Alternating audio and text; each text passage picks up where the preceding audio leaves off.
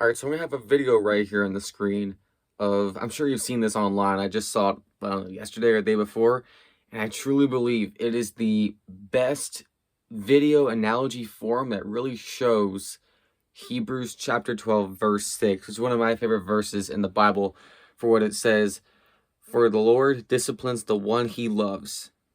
In other words, the Lord disciplines his strongest warriors, and the way he does that, as you can tell, the seed is you.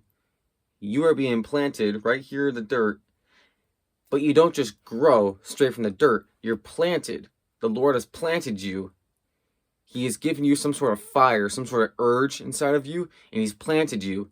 And it has to dig deeper. You actually have to go deeper into the soil before you start going up. So think about this. This is exactly how the Lord treats us.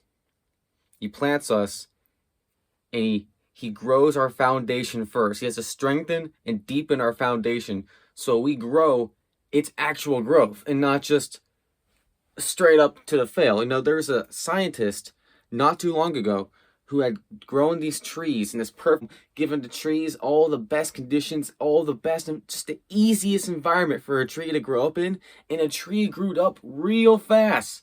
It got real tall real fast. And then randomly out of nowhere, the tree just fell. And all the trees in this dome, they all fell over. That's because the tree had a weak foundation.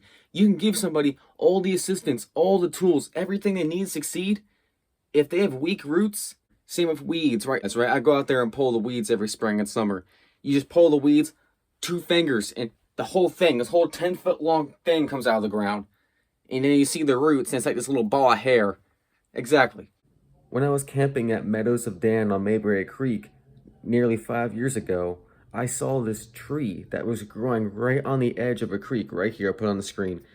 It was growing, just barely hanging on. The perfect example of a rough start, maybe a horrible beginning, but then making the most and the best of that situation, and look at the result.